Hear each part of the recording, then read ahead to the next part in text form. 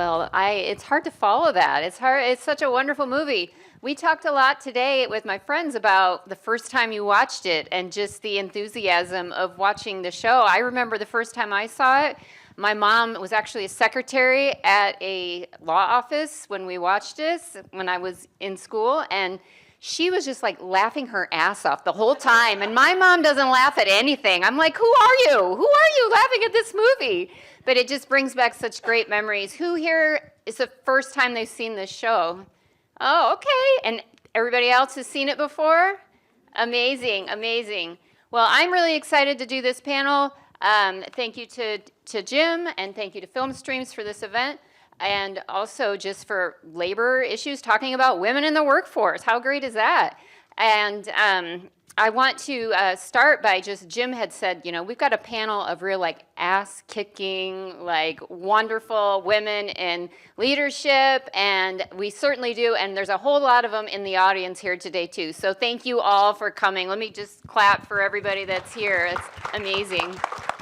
I'm going to turn it over, and I'm Susan Ray. I'm the director at the Grace Abbott School of Social Work, and I'm going to turn it over and let everybody introduce themselves. Thank you. Hello, everyone. Ditto to all of that.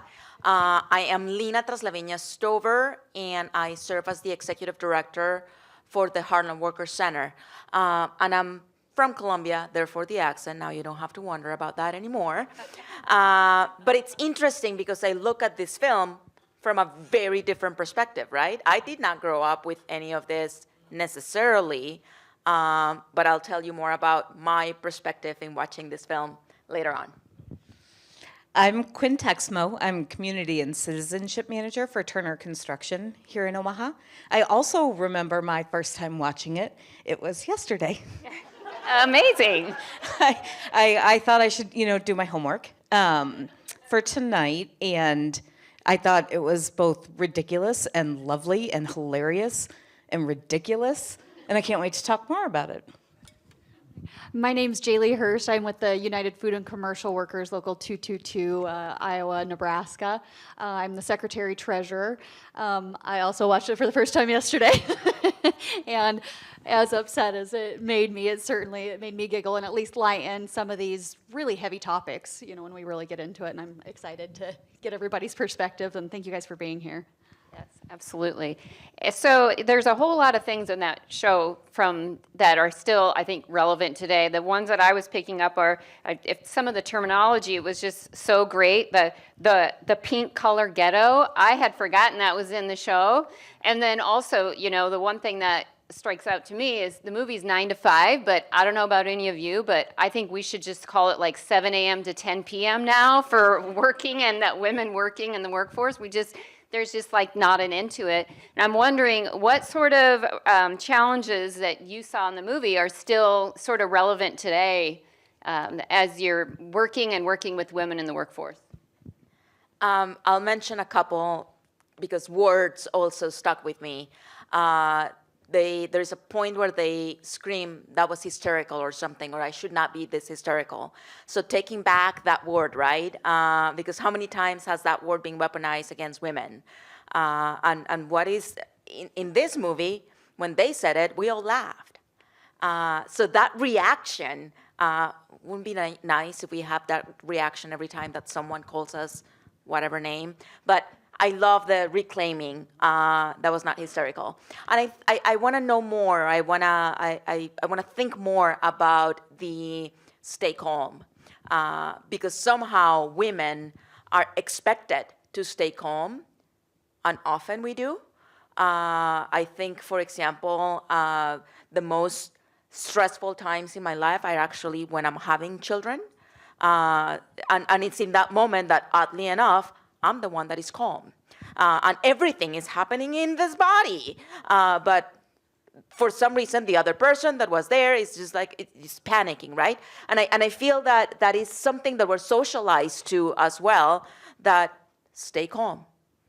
So I think that there is a lot more in that expectation that stuck with me also as a leader right now. What kind of leadership do I bring in as a woman versus previous men, and what is my role as a leader? For example, giving orders is something that my team was used to receiving.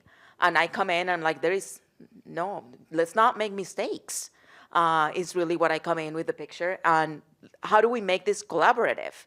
But that idea and the whole change of culture, right? Even putting plants on desks, never thought about writing memos about this, but it makes me think about the rules and the workplace, and what are those hidden rules that we don't see and we don't even comprehend.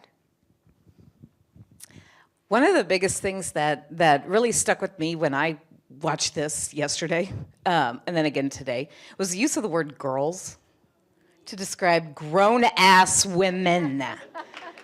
I am not a girl. I have conditioned a large number of individuals who are in my circle, my boss included, that this is not an acceptable word that you can use, because when you call me a girl, you're referring to me as a child.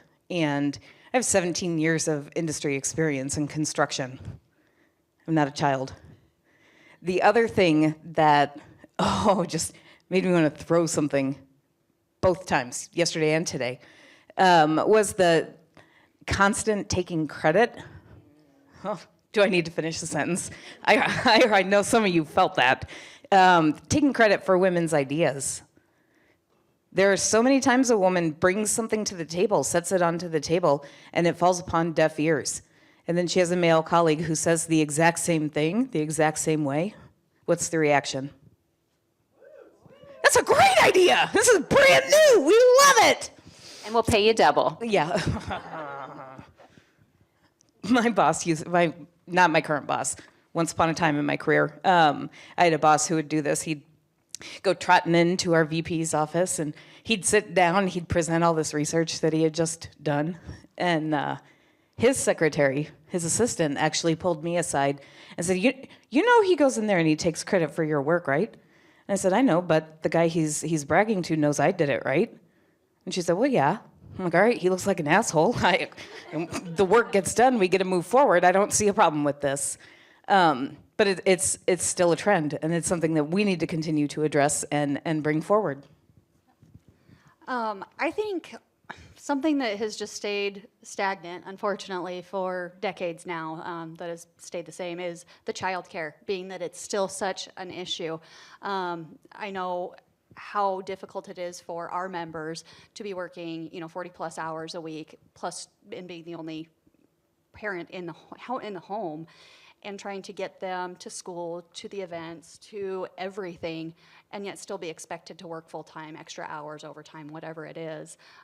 It just really negates the family time that they should be having together, and the fact that we're just still having this conversation. I hope we're beginning to listen. Childcare, and just that we call it the invisible labor, Yeah. the invisible labor that you do at home, as well as the invisible labor you do at work. Your projects are not recognized in the same way, and we don't scream it in the top of our lungs. Most women, or a lot of women, don't. Do you all see that in your industries as well? Yeah, and I actually, before I go to the industry, I think it's formidable how it is truly invisible in the film. We don't see the families. I mean, there's a couple scenes, but they are pretty sufficient, older people. In the childcare, of course, we know that the children need the care. It's interesting to point out that the women are the ones that are solving for that, when in reality, too, often the women have to solve for that. Part of that invisible labor is not that we have a contract that says, and now you think about what happens after 5 p.m. Somehow that scheduling defaults to often the women. I think what I keep thinking is about the flexible time, how that indeed helps, but not. It also can hurt. And let me put it this way: working at the Harlem Worker Center, advocating for immigrants, what kind of shifts do they have? And something as simple as maybe attending a kindergarten graduation. Those happen in May. Well, that happened like at 2:00. Well, who can go to that? Only those of us that have the privilege of saying, I'm going to take the hour off. And many families, not just mothers, but also parents, fathers, grandparents, are just simply not able to partake in this kind of ceremonies, which, by the way, are important to the culture of the United States. I didn't know it was that. I didn't have a graduation from kindergarten, so I didn't know that I had to go. So it's like someone has to, every once in a while, say, hey, you show up. Because, by the way, too, society is judging me as a woman if I don't show up. Because when the mother is missing, the teachers are calling the mother, not the fathers, to say, somebody needs to be here to support this child that is crying. And the expectation is the mother should be. But what if the mother is the CEO that can't? The invisible labor component that I see a lot is women stepping into caretaking activities at work, taking time away. I actually witnessed this, and I thought my head was gonna. I mean, we almost found the boiling point of brain when we were sitting in a training, and a woman who very much needed the training got up about 15 minutes before lunch was going to be delivered to set out plates and forks and cups, to make sure that when the group broke for lunch, that everyone was ready. And bless her heart, she's a caretaker by nature, but she removed herself from an opportunity to learn to set out forks for grown men. I promise you, if they're hungry, they're gonna find the forks.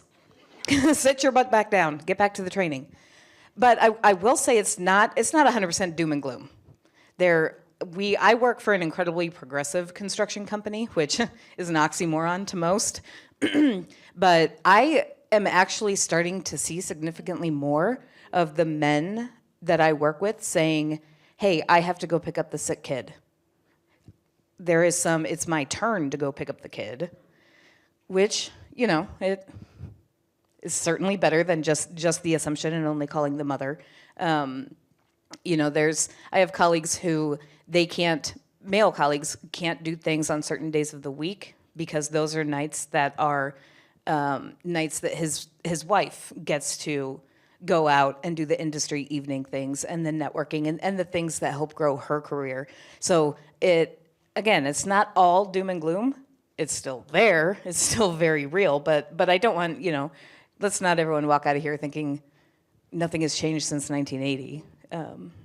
Absolutely. And I think that happens through conversations, and through families having more dialogue and women having a voice, and also just more discussion about what those roles and expectations are. So there'll be some opportunities for people to ask a question here in a second. One more thing. I love talking about the positives, but also, these women took it into their own hands, in their own way to create some changes. What should women do when they're experiencing injustice in the workplace? We've all experienced it in some way, whether it be sexual harassment or just not provided opportunities. There's always the natural channels. What are some ways that we as women can support each other to provide a voice when injustice is happening and not give our boss rat poison? Ultimately, I think sticking together is the only way to get through any hardship. So finding your friends, finding the people that you can trust, unionizing is huge. But just finding your support network. I mean, I have talked to many facilities that are not unionized. However, the point being that as long as they stick together with their demands, with their expectations, they're generally going to be able to come out of this unscathed. And however, the second that you do let that division occur, that is when everything ends. So I think, we have to model it and also call people out if they are not modeling it. Because yes, it is part of the change, but I want to work in a place where if I am doing something wrong, somebody doesn't let me fall on the sidelines, right? Well, I believe that for every single person that is there. So if somebody else is going to be, quote unquote, penalized for leaving early to pick up the children, that we normalize that conversation, or that we normalize don't saying anything at all. Whether it is, I'm going to leave early, and we don't all go asking them, why? None of your business is why. Rather than having to pick up, well, what is more important, your child or your cat? None of our businesses. Every individual has the liberty to make the decisions that they want to make and their priorities. We just need to build environments where we could bring whatever it is, our priority, and not be judged by that. Because I also think that it's important to not center the conversation around parents all the time. Very important issue, but not everyone is a parent, and I don't want to penalize those that are not parents. So Lena brings up a really interesting point, because I think that there are different ways that you react based on the level of toxicity of the culture that you work in. So we saw an incredibly toxic culture in this movie. And then you poison the toxicity, get him out, and then everything gets a lot better. The thing to keep in mind is, and I say this, I know we have a lot of friends in academia here. You can do everything that you think is within your realm or circle of influence to change a toxic culture, and you're not going to be able to change it if leadership's not bought into it. But a toxic culture will change you. So that is always something that you need to keep in the back of your head. If there is an opportunity to, find something else. Because when you do find a company that doesn't have a toxic culture and allows you to have open and free conversations about things that are being done wrong, if you have leadership that is approachable, where you can, if your boss is being unbearable, you can have a conversation with someone else within the leadership team and say, hey, here's an issue. Here's what's going on, whether it's sexual harassment, whether it's being taken advantage of because you don't have children, which means you're automatically free to go and attend every evening event, whatever it is. If you're not working within a toxic culture, that makes it a lot easier to have that hard conversation and not only have it, but then see the positive benefits from having it. See the change and see how a conversation that you can have can positively affect change. Well said. I love that. Yes.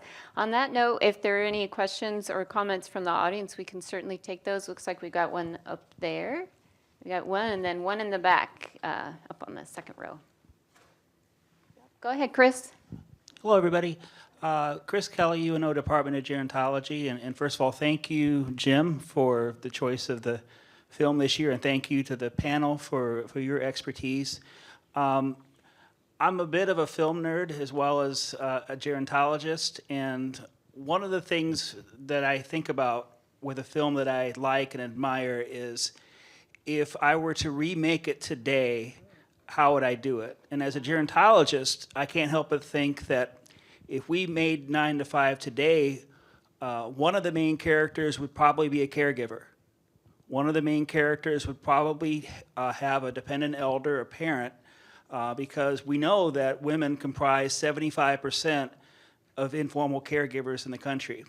And so one of the characters, probably Violet, because she had a lot on her plate, would have had an elder in addition to her own children, the sandwich generation, if you will.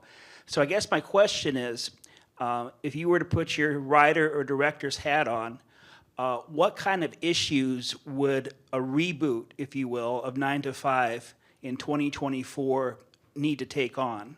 And I think some of you have kind of alluded to that before, but what would you want to see as one of the issues that a movie like this would tackle in the current day? Jim, you should have had him submit questions the day before. That's a good one. Anybody want to take that? I'll take that on because I for one, I do not have children. However, I do have a younger schizophrenic brother and a mother who I take care of as well. So yes, I would love to see those types of stories being told because in our union offices, we get those all the time, at least on a weekly basis, if not daily. The issues have changed slightly. Childcare has gotten better, but it's still an issue. Much more with immigration. We have a lot of immigration issues where okay, so you get 2 weeks of vacation. Normally I can spend 2 weeks, up 4 hours away in Iowa with somebody else, part of my family, yet others are having to take, a week-long trip to get to where they're needing to go to take care of a potential family member or somebody else. And the time frame's not there. So we do have to become a little bit more unique and creative to take care of one another and as well as, help each other take care of our families. I think the speed of work has changed, and we don't see it necessarily, right? Every time that a phone call was made, I even thought about sorry, I don't know the names of the characters, so I'm going to go with the guy, was dictating the letter, right? I don't do that. What happens is that I take out my cell phone at 9 p.m. with my kids sleeping right next to me, and I'm doing the letter. Which happens, everything happens much more quicker, but just by the lines between family and work, which were very clear here, you didn't see family, are just simply not here anymore. So I don't know necessarily how to blur the lines. The lines are blurred. Sure, it's not a 9 to 5. So how do we show the culture that we want to create? Because I think that that's the beautiful thing about this film, is not necessarily about the culture that we want to avoid, which, yes, it's included there, but it's also bringing out some pieces that, oh, look, if we reverse the gender, it looks ridiculous. And just by gender roles change. So I imagine today, what is the situation that we have to say something and gender roles change, and it would illuminate a conflict. But I think that it has to do with technology of some kind. Interrupting dinner time.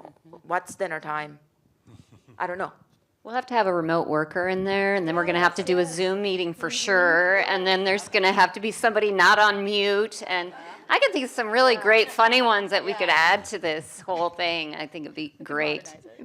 But I think to that point, I think the pandemic, one of the gifts that we got from the pandemic is to understand that we all have real lives. And I see it as a gift because it's an opportunity for us to challenge each other and, again, role model and create the cultures that we want to create in the workforce, as opposed to what had to happen. We clearly learned that we can be flexible with jobs, and we can do all kinds of things, that people can get sick. Imagine that. So now what do we do with that piece of information? Paid sick leave, for example, is going to be in the ballot in November. Don't know if you know that it's an election year. Register to vote. Yes. Show up. We had a question up there that looked like. So this is more of a statement than a question, but to go off of your hysterical comment, there's a scene at the beginning of this movie that I think has been normalized in society, and it just makes me cringe every time I've watched this movie. Dolly Parton is pouring her heart out to her husband, the person that she should be confident. And he interrupts her and says, smile, because her feelings aren't important. Every time someone says to a woman, oh, just smile because your feelings are invalidated, or they're hysterical because they're normalizing how they feel, just makes me cringe. 100%. I noticed that too, and I thought the movie kind of made it seem like he was trying to be supportive, but did you all pick up on that too? And he said, you have to smile. And I think, and roles are changing too. At that time and place, that might have been a really sweet thing. But nowadays, in the last, so I think and I'm going to get the statistics wrong, but they're somewhere around there. I think it was close to like maybe 5 to 10% of men had changed a diaper back in the 50s, 60s. Today, that is, I'm glad to report, over 70%. But so there are changing factors, and I'm really happy to see that. And I think, and like you said, being able to focus on the good things that we can do, because right now I think that's a moment, we're in a moment in time right now where we really get to choose how we want this to go. Do we want our workplaces to get better? Do we want more unionization to happen? Do we want more protections for the workers in the workplace? Do we want more help as far as just getting some family life balance? And I think the answer to that is yes. Absolutely. Absolutely. And it's that dialogue that has to happen and the support. One thing I really noticed was the relationship of the women, how they were all kind of pitted against each other in the beginning due to the dynamics of the relationship. But by the end, they were all together. And I kind of feel like that here, and certainly it's represented in this panel, but by everyone here, that it's through that coming together and through that open dialogue in a non-toxic culture where you have people that you can talk to. And I'm lucky enough that I work in those environments where, and I've worked in the ones that weren't, where you know the difference. And I think we probably need to wrap it up here. Are there any closing remarks anyone wants to make before we go? Or thank you to Jim and Film Streams and to the panelists. Thank you so much.